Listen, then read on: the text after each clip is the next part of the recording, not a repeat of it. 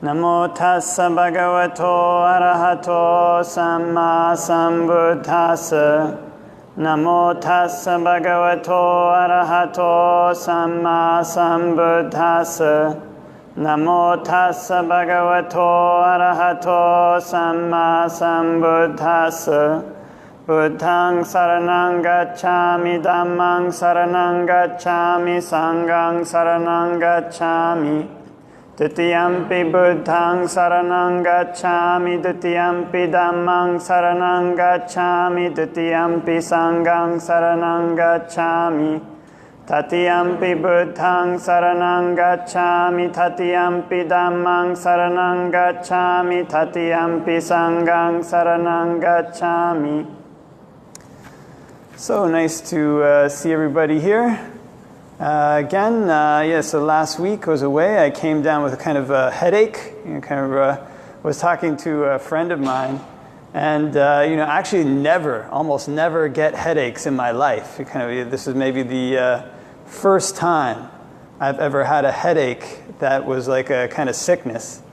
And I was talking to a friend of mine. Actually, he came to pick up a Buddha statue, and we were like, I was out of commission last week with a headache. He said, yeah, me too. Or not last week, but he said, yeah, last year I had all these headaches. I never had them before, So you realize, this is what people who get headaches, they're going to work like this. I was just kind of completely out of commission. And, this is the way that things go. We have kind of these external events in our life that are things to go with, things that we should jump right on the kind of bandwagon and off we go. Wherever the stream is flowing, we hop in and go with the current. And there's other things in our kind of life that if the stream is going one way, we better kind of paddle really hard to, to get to the shore and portage to another stream. So as actually a few weeks ago, there was a senior monk in the Thai tradition who came. And it was really wonderful to stay with him. And he has this incredible breadth of knowledge. It's actually astounding. Kind of have, So he writes books, and his books are very well argued, and I think set a very good intellectual foundation for Western Buddhism. But actually, his his knowledge of things doesn't just stop at these kind of at the Dhamma. It goes all over. So he has this huge knowledge of North American explorers. And so one of the things what I did when he was here was, I always get him the kind of Canadian history books. So I got him this book with a fellow named Alexander Mackenzie, who I'd never heard of, but apparently he's a kind of Canadian hero. And he was the first one to travel, I think, across Canada all the way to the Pacific. And he had to do this going through these kind of crazy river routes. You kind of get on one river, and sometimes on the way there, it'd be going the right way. On the other way, he had to paddle back against the current. And then some rivers, he had to kind of get up and kind of portage. Couldn't just go with the flow of the river. And this was all for the sake of his reaching a destination, this kind of destination in mind. Which is why he kind of tried to decide, which currents to go with, which currents to go against. And of course, this is the kind of same thing that happens in a person's life all the time. Happens with the kind of energies that a person experiences all the time. Actually, I remember kind of some of my first retreats was very surprised to find that the kind of external energies in like a room, in an environment, had an effect on how well you could meditate.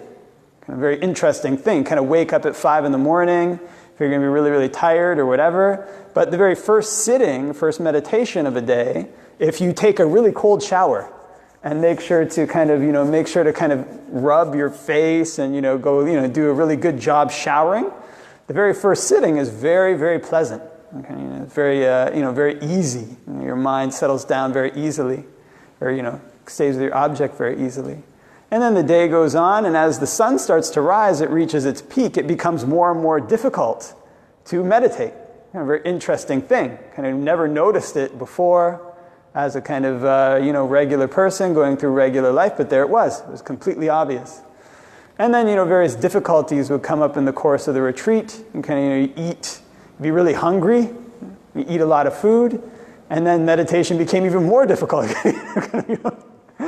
after lunch, and all of a sudden you're full, and whatever pains there were in the body become amplified many times over. Whatever crazy thoughts you had, they're kind of even crazier. You're thinking, okay, here I was sort of thinking I'd get some good food going, but it's making me a lot worse. And the same kind of thing happens with various seasons that we go through, especially in Canada. And I remember, there were times when every single time it goes from like summer to winter, there's this kind of shift that happens in people's bodies. Their bodies adapt to that. They tend to kind of things tighten up. It might have something to do with the membrane system or something. I don't know. But many monks kind of notice that. All of a sudden you're eating a certain amount of food, and then it starts to just get a little bit colder, and your food intake has to go up. You need to eat, more food. And all of a sudden you're super cold, and then somehow about a month later, the same level of cold that used to make you really cold doesn't make you cold anymore.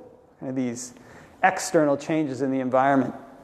And then when spring comes, when the winter starts to break, there's this kind of feeling of like energy that comes up. And you can kind of feel it. And actually today was, I think, the first day that I've come here, or that been here, and the sun was, I think it was still out, when we were sitting for most of the time. Now I think it's set.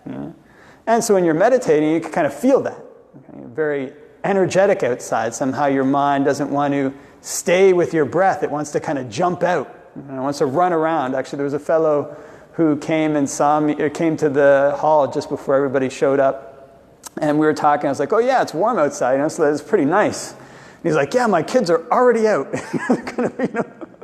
They feel it. They're kind of gone. They're kind of playing with these various things.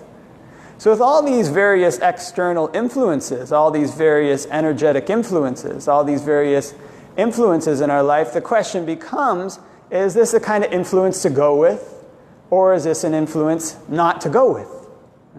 Is this something that we should trust, or is it something that we shouldn't trust? So during our meditation, actually, many of these things are kind of easy enough to understand. During a meditation session, we have basically one goal. It's a very kind of simple thing, We sit down, we close our eyes, we focus on a particular object of meditation, whether it's the breath or whatever kind of object. Anything that isn't related to that, we drop it and come back to our object. It's basically nothing else we have to do. Our eyes are closed, It's generally quiet, we're not moving around. That's all. Just come back to our object again and again. But the interesting thing is that when these kind of external influences come to us, even when we meditate, there's huge numbers of things that can come into our head. And I say, I should do this, I shouldn't do this, I should be doing that, I shouldn't be doing that. It's kind of, it's an amazing thing. So I remember you kind of see these, my very first retreat, I would see these kind of the teacher, people who've been meditating for a very long time. And I basically could not sit still the whole retreat. I was just out of commission. And the teacher was kind of like insulting me. He wouldn't say my name directly, but everybody else was sitting there, and I'd be like kind of, all of a sudden I'd get this pain in my leg, and I'd want to like stand up. And then, I'd stand up and it'd feel okay for a while, then I'd sit down and the pain would be back. Or I'd try, doing something else. I'd be like, okay, I'm going to fall asleep, and the pain would get greater. So I ended up kind of making a lot of noise, and every time I did, he'd be like, focus in on your meditation object. And everybody knew who he was talking about. He was kind of talking about me. Okay, I had this kind of feeling like, geez, what did I get myself into? It was kind of, what am I doing here? This is the kind of worst, physical pain I've ever been in. I'm hungry. I don't have kind of the food I need, and this list of complaints just kind of grew till, you ever see these kind of cartoons where they have like a piece of paper and they drop it and it kind of rolls down the floor. These cartoons. It's kind of like one checklist, but the thing just kind of rolls out the door. That was kind of my mind state on this kind of retreat. Kind of an amazing thing. All the food was provided, everything was there, everything I needed, but whatever external influence contacted my mind, I was ready to go. Anything that came into my mind. Noontime came, I was hungry, I wanted to eat. I'm going to, wait a minute, now's eating time. Now's not meditation time. I'd be sitting there waiting for the food, then I'd eat it, and then I'd go to sit down and meditate, and my pains would be worse. There's nothing I could do to escape. This kind of thing. And then I'd think, okay, I'm not getting enough sleep here. We're waking up too early. We're going to bed too late. I'm not getting enough sleep. So I'd just fall asleep in my meditation cushion. And then every time I woke up, my pains would be quadrupled. Kind of my mind had all this energy now, and it would just rush out to whatever pain there was, whatever external influence there was.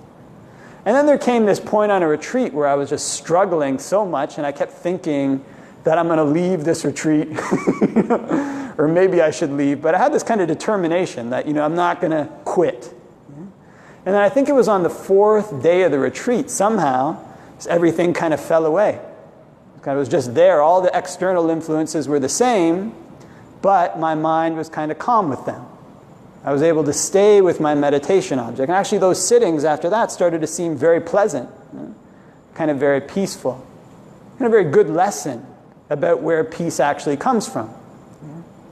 So over the years, after you go on many retreats, if you sit many, many times, what you start to realize is that the people who seem peaceful in their external life, people who go through life, they don't seem affected by sickness. They don't seem affected by tragedy. They don't seem affected by gain. Something really great happens to them. Their conceit doesn't go right off the rocket, and they start thinking they're really great, insulting other people. It's not because they don't experience these external influences. It's not because they don't experience sickness. It's not because they don't experience restlessness. It's not because the spring doesn't affect them, the winter doesn't affect them, the rain doesn't affect them, the cold doesn't affect them, the heat doesn't affect them. It's because they train themselves, regardless of whatever contacts them, to think, is this an influence that I should go with? Is this an influence that I should cultivate? Or is this an influence that I should resist? So actually both these skills, this is kind of one of these things, people have these kind of personality types where some people have a personality type where they usually very go with the flow. Other people have this personality type where they're always fighting, they're always resisting. But when we come to meditate, either one of these two kind of extremes gets us trapped in external influences. One of the reasons for this is because there's external influences that are good to go with. If we're always a fighter, we're always resisting them, then when something good comes along, we don't hop on the bandwagon. We don't get the benefits of it. If we're somebody who always goes with the flow, whatever external influence comes up no matter what, now I've got a little bit of hunger, time to eat. Now I've got a little bit of anger, time to get angry. Now I'm a little tired, time to sleep. Then these kind of things going with this, we kind of miss the balance point where sleeping, eating, hunger, tiredness become negative. So when we learn to meditate, what we actually learn to do, bringing our mind back to an object again and again, is become more in the driver's seat in terms of these external influences. Become more like this kind of explorer, Mackenzie. It's no longer the case that we have kind of no purpose to our wanderings. Somebody who has basically no purpose at all when they get in the canoe and start to paddle, if the current goes downstream, that's where they're going. If the current goes upstream, that's where they're going. And if things start being fun when you're paddling against the current, you're not going to go against it. If it's time to portage, won't portage. And in other words, it's this kind of aimless wandering on. And this is what samsara is. This is what the Buddha means when he talks about samsara. Somebody without a kind of direction, somebody without a goal, whatever external influence comes up, that's something they react to. It's not something they use to go further. So when we come to meditate, we learn that there's actually a goal to this. There's actually something that we're striving for. There's something that we're aiming for. There's something that we're trying to achieve. In other words, these kind of things, these bad things come up from our mind misdirecting itself. If we direct our mind in an appropriate way, then good things come up. What we're aiming for when we come to meditate is for happiness.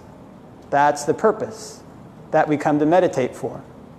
That's the purpose that we react to external influences for. That's the purpose we resist them for. it's the purpose that we do everything for.